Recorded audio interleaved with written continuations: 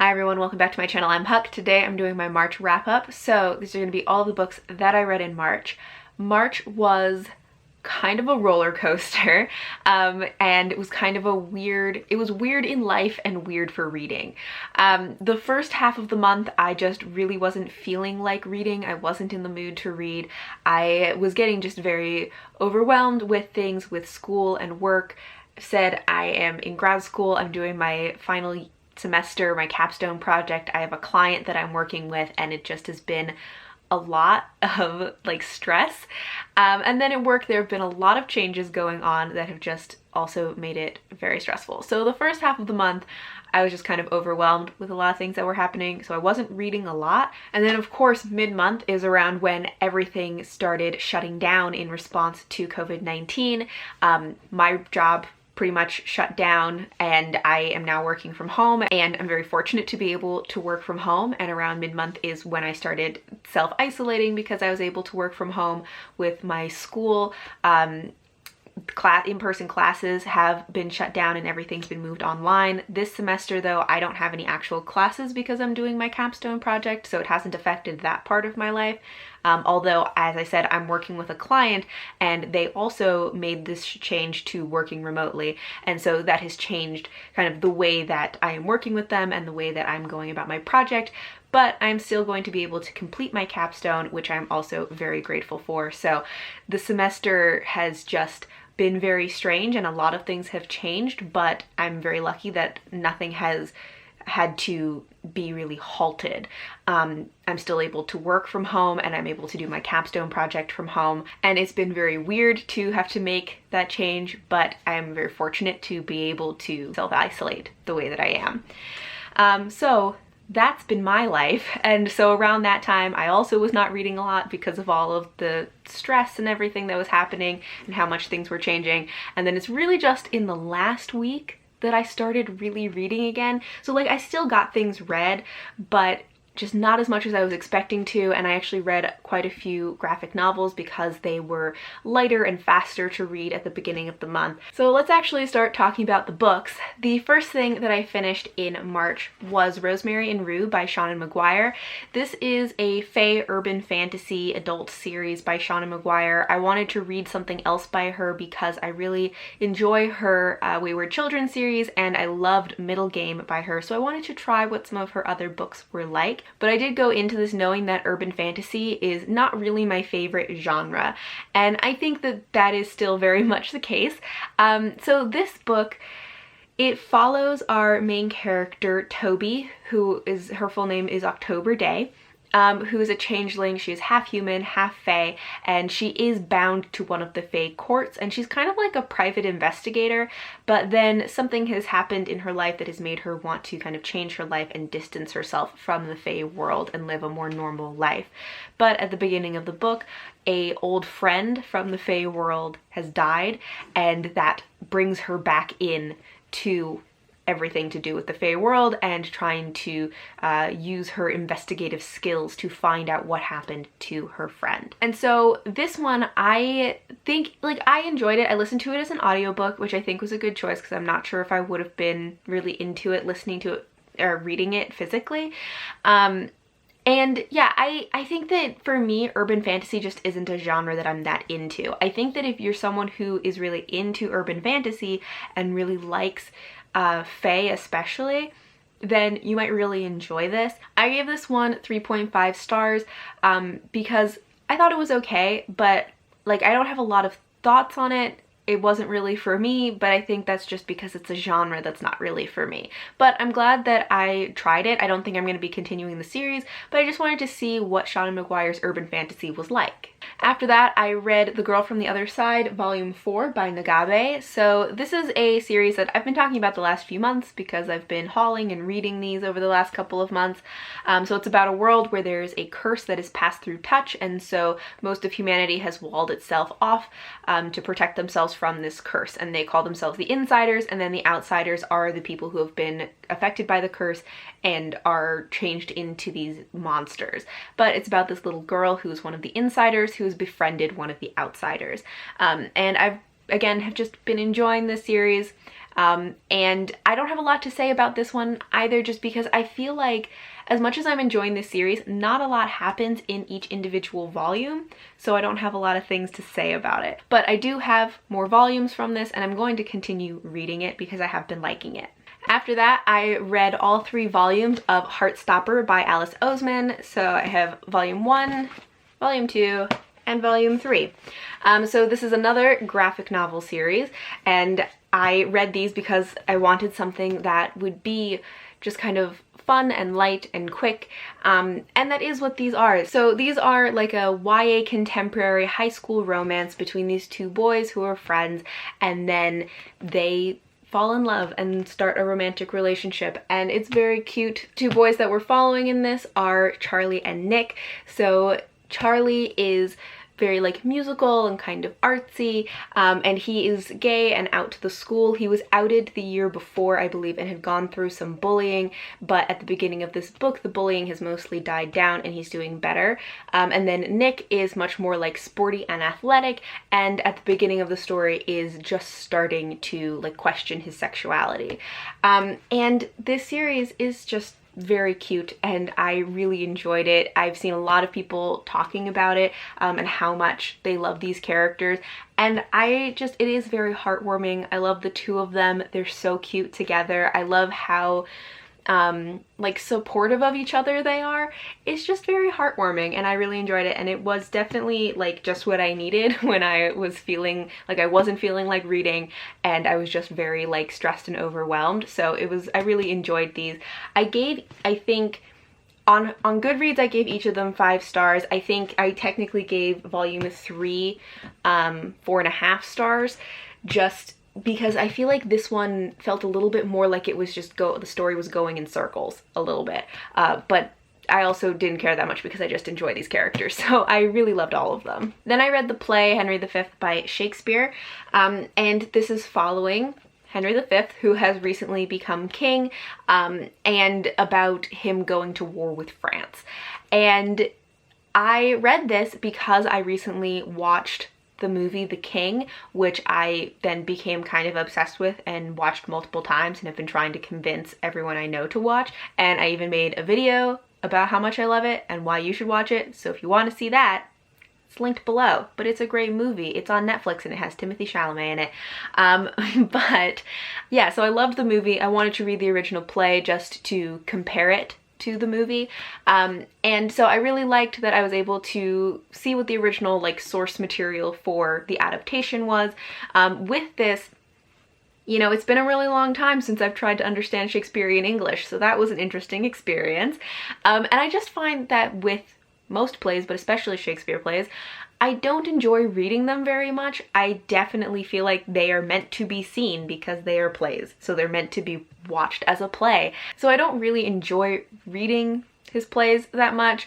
Something that I did find helpful though was that I did switch between reading this and reading the play on SparkNotes, because I didn't know that apparently on the SparkNotes website you can read the entire play in the original like Shakespearean English, and then they also have the entire play written in modern English, and so you can kind of like compare the 2, and that was really helpful. And I kind of switched back and forth between the 2 of them just to make sure that I understood what was going on. But yeah, so I didn't give this a rating because going into it, like, I wasn't reading it really for enjoyment. It was almost more like research. I just wanted to know what the original was, and I didn't really enjoy it that much, but I'm glad that I read it because I wanted to compare it to the movie. So I kind of like, I got out of it what I wanted to. Next, I finished Tower of Thorns by Juliet Marillier, and I actually was reading this like for most of the month, just because I wasn't really feeling like reading, and so I was just reading this very, very slowly.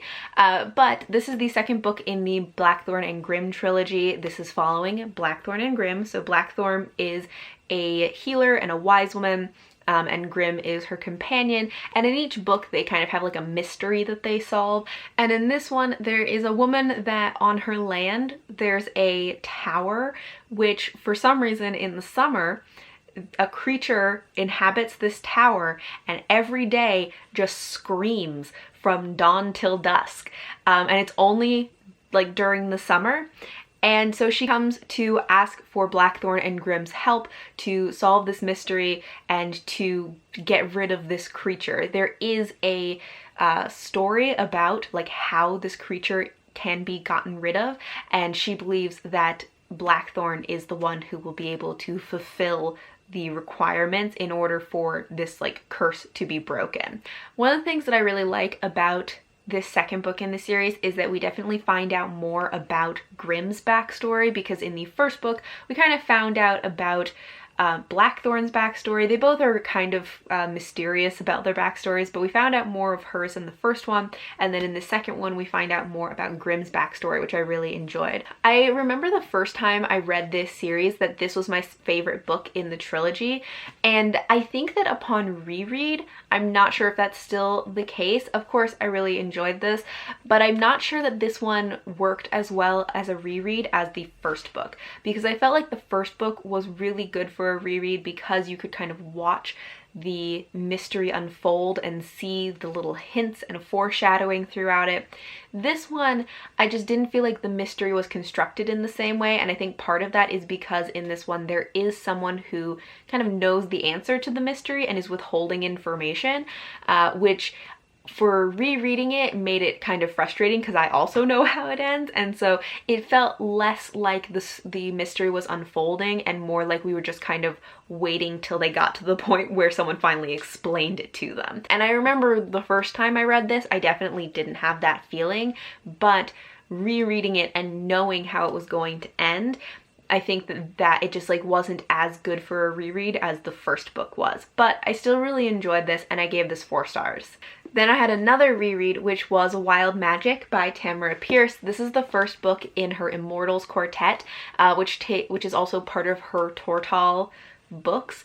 So Tamara Pierce has a world called Tortall that she writes within, or Tortall is one of the countries within it, but most of the books take place in that country. And so there are multiple series within this one world, and this is following Dane, who is from a small mountain town that her home was destroyed by raiders, her family was killed, and so at the beginning of the book she's kind of off on her own to strike out and make a new life. And she has some untapped abilities and magical powers that she doesn't really know about, and I remember this being my favorite of Tamara Pierce's series. I absolutely loved the Immortals Quartet, and rereading this was so much fun. I haven't reread her books in a really long time and I forgot how much I love them. I really enjoy her writing. I find it just really easy to read but not overly simplistic. I think her writing really propels you forward, and it just was a book that I felt like I could just keep reading it and reading it forever. I didn't feel like it was tiring to read it anyway, but it still has very rich like characters and world, and I think for such a short book, because I think it's under 300 pages, she constructs a story and characters so well and concisely in such a short book, and it was just really great. And of course it has things that I absolutely love in it, like it has healing magic, it has talking to animals magic, and it has a badger god that comes and speaks to the main character. So it's just all things that I love. And it also has some side characters that I love, because Numair is very prominent in this series and I always loved his character as well. He is a mage who teaches Dane how to use some of her powers. I think this stood up really well to being reread now as an adult, because it's been so long since I have reread this, and I was a little bit worried that it was going to be one of those books that like, I love it for nostalgic reasons, but when I reread it as an adult, you know, you're like, oh, I can tell it's like actually a bad book, but like I love it because it's from my childhood. But I still think that this is a really well done book, and I really enjoyed it as an adult, and in addition to my nostalgic feelings for it. So I really think it stood up well, and this was exactly what I needed at the time, because it, you know, was a comfort read because it's nostalgic, but it also was just a really good book, and it got me feeling really excited about reading again. Then I listened to the audiobook of Paladin of Souls by Lois McMaster Bujold. This is the second book in the Realm of the Five Gods trilogy, and this is, you know, an adult high fantasy. This series is more of a companion series, so each book is following different characters, but I think usually characters that you have at least briefly met in a previous book. In this one, we're following the Dowager Rowena, who, like, a lot of her family has died, her children are married off, and for a long time people thought that she was mad, but she had actually been possessed by a god, and at this point she's been released by that god and is now kind of trying to decide what her life is going to be like. So in order to give herself a little more freedom, she actually goes on a pilgrimage in order to kind of get away and figure out what she's going to be doing next. But while on pilgrimage, she finds out that the gods still have more plans for her, which she's not excited about. And for some reason, I'm finding it difficult to really explain what the plot of this book was, but I did enjoy it. I think I liked the first book a little bit more than this one. In this one, we do get to, you know, learn even more about demon possession, which is a consistent theme in these books and in this world. And yeah, I enjoyed this one. I think Lois McMaster Bujold writes just really solid fantasy that I consistently enjoy, and I gave this one 3.5 stars. And the last book that I finished in March was The Stylus Seat by Erin Morgenstern. This is a book about books. We are following Zachary, who is a grad student. He's studying video games, and one day when he is in the library studying, he finds a book that is kind of a collection of short stories, but one of those short stories is a moment from his own life, and it's a moment that no one else was there to witness, so he doesn't understand how it would show up in this book. And that freaks him out and sets him off on this journey to figure out where this book came from and how his story ended up being a part of it. And that leads him into some dangerous situations, finding out about secret societies and a world beneath the world with a subterranean library. And this book, I gotta say, I really wanted to love this, and it sounded like something I was going to love, but I really did not enjoy it.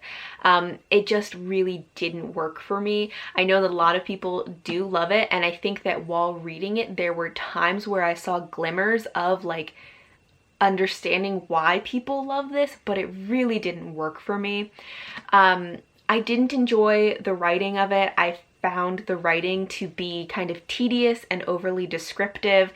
I felt like the plot was almost non-existent, and I kept asking myself, like, why am I reading this? What is the point? Why are you telling me this? And I don't feel like any of those questions were really answered.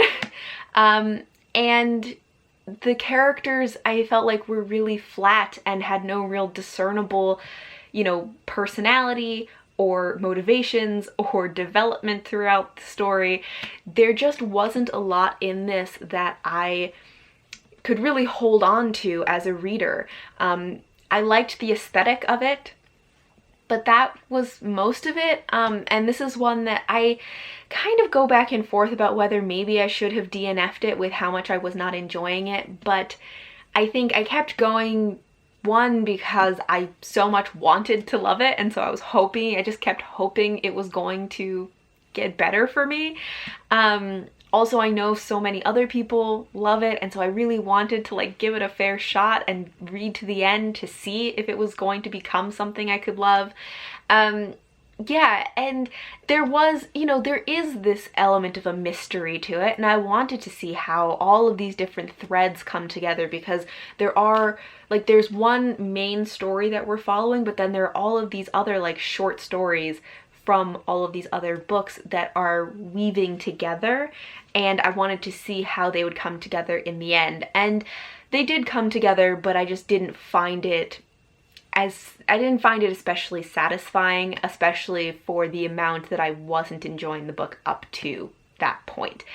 So I gave this 2.5 stars. I kind of wanted to give it 2 stars, but then I thought maybe that was too harsh, so I gave it 2.5. But I do think I'm going to be doing a full review for this, because I do have a lot of thoughts on it, and I kind of want to elaborate on some of the points that I just mentioned.